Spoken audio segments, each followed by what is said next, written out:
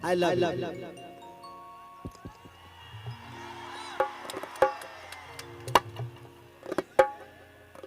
Hello, इस प्यार को क्या नाम दूं?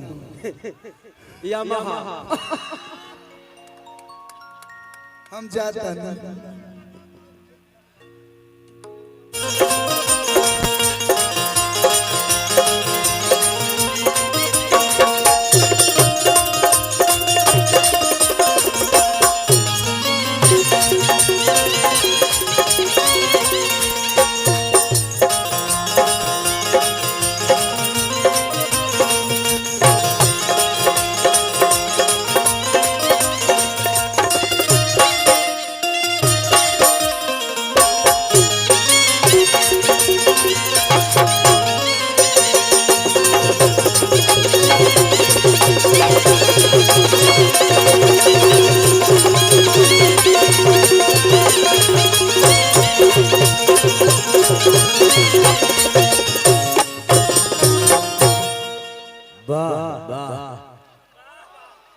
चलिए हमारे राजन भाई का टीम तो ऐसे ही पूरे बिहार में सबसे नंबर 1 है।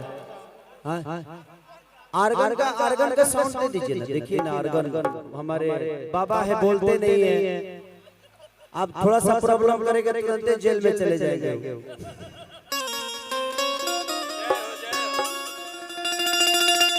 चलिए बहुत अच्छा लगा आज कि आज इतना सारा कलाकार और सब लोग अपना बहन के शादी में ही आए, हीरोइन लोग के छोड़ के।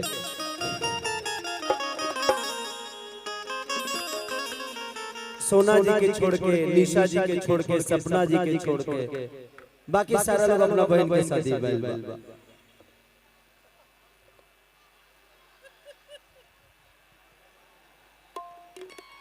और इस क्षेत्र के शान पंकज वसुधरी हमारे बड़का भैया, जिनके हमेशा प्यार और आशीर्वाद, और हमारे विशाल भारती जिनके विशाल इतना प्यारा राइटर है कि मैं उसका अब इसलिए मैं बहुत बड़ा फैन हूँ विशाल का। इधर गैप हो गया हम दोनों के बीच में। अब गैप इसलिए हो गया कि शायद मुझे रोक लग गया है गाना गाने से, बट कोई नहीं, बस समय है, गुजर जाएगा। रात है तो दिन होगा, दिन है तो रात होगी। आज नहीं तो कल खेसारी आजाद होगा। शेर को ज्यादा दिन तक पिंजरे में कोई नहीं रख सकता है।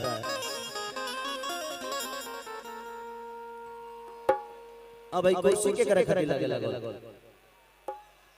अब हमारा ने वीआईपी ढेर के आ गया।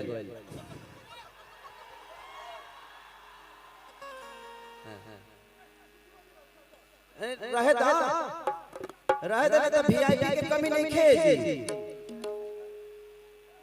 अब कल्लू जैसा सुपरस्टार भैया बैठल बड़े, टुनटुन जैसा सुपरस्टार भैया, अंकुश राजा जैसा सुपरस्टार भाग्यशाली वालों लोग कुर्सी मिल बा। एगो हमनी के गार्जियन विकास भैया बड़े, ये हमनी के नाम मनोज तिवारी तक लेके छान मरले बड़े। ऊ आदमी भैया बैठल बड़े।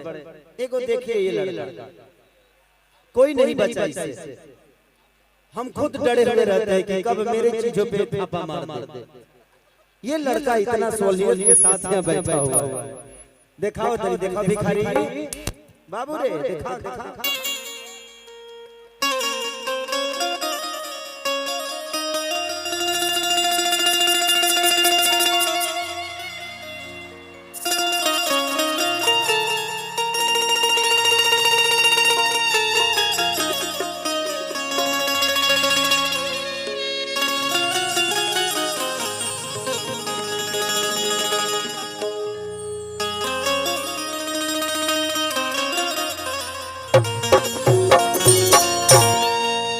पंकज जी सबको इधर से बैठा दीजिए, सबको बैठाइए। इधर सारे लोग खड़े हैं, उनको बुरा कहीं ना कहीं उनको प्रॉब्लम हो रही है। सबको बैठाइए, नहीं तो उतार दीजिए, या तो बैठा दीजिए उधर, नहीं तो उतार दीजिए। और सबसे पहले साउंड के पास से सबको बैठाइए। और साउंड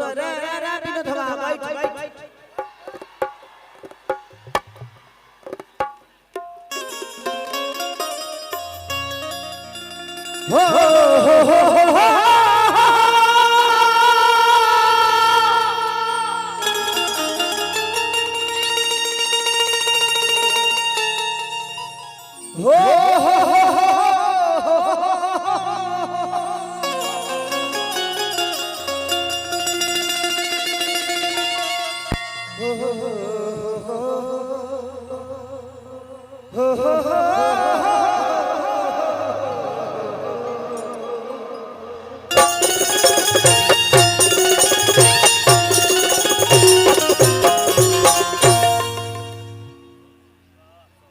माननीय कल्लू बाबा स्टेज पे बैठे हैं।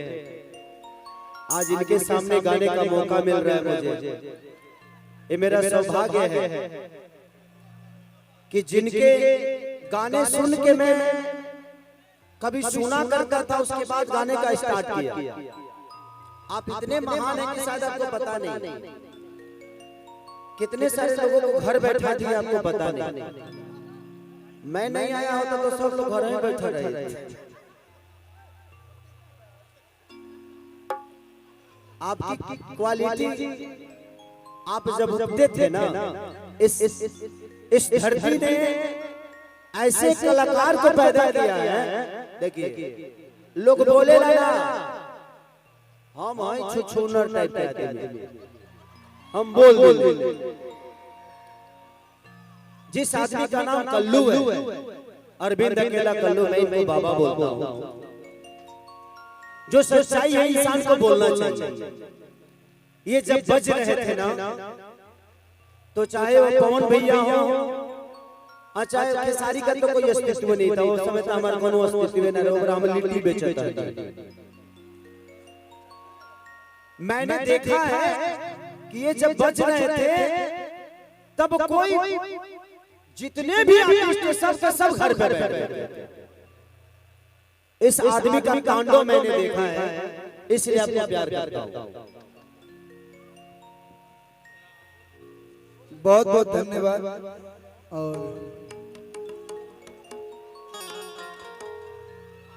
और हम सबके पापा आ गए इधर, देखिए हम सबके बाप हमारे अंकुश राजा जी, जो कि हम लोगों के बड़े संस्कारी। चाचा जी आपको दिल से एक बार और प्रणाम कि आपने अपने बच्चों के अंदर संस्कार इतना दिया है कि भोजपुरी इंडस्ट्री में मैं बहुत प्यार करता हूं दोनों भाई। ये आर्टिस्ट कितने अच्छे उससे मुझे लेना देना नहीं, क्योंकि मार्केट में है तो मेरे दुश्मन है। मार्केट में मैं भी हूँ, तो मैं कभी नहीं चाहूंगा कि अंकुश राजा बजे, चाहे कल्लू जी बजे, चाहे टुनटुन बजे, चाहे रंजीत सिंह बजे, या हमारा भाई है मोनू अलबेला बजे। मार्केट की बात अलग विषय हो, बट अब इसलिए उन दोनों के संस्कार से मुझे बहुत लगाव।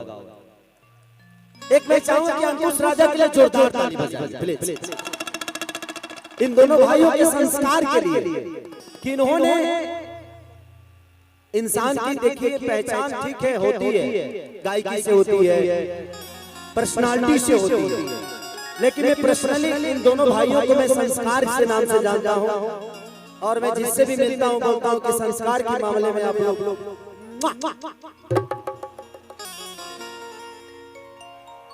कि जय गणेश मंगल करना,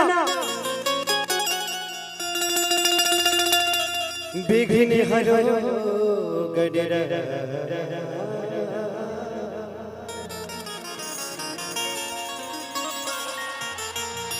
एक दंत करिवर वदना, सिद्धि करो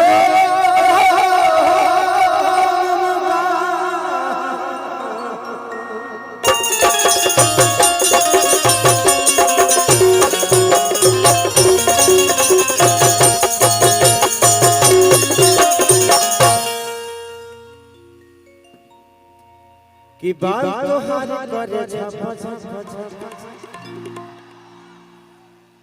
कि मां के ज्योति से नूर मिलता है,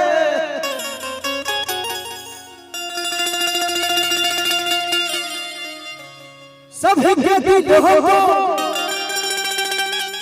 सुरूर मिलता है,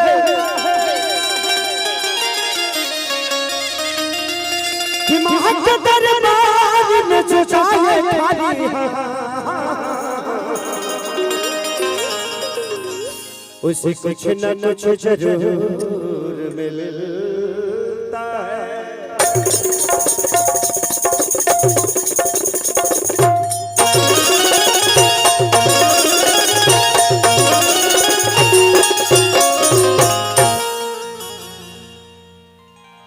आइए को भजन गाए, ऐसे हमारा नहीं खला बल्कि भजन का माहौल बने।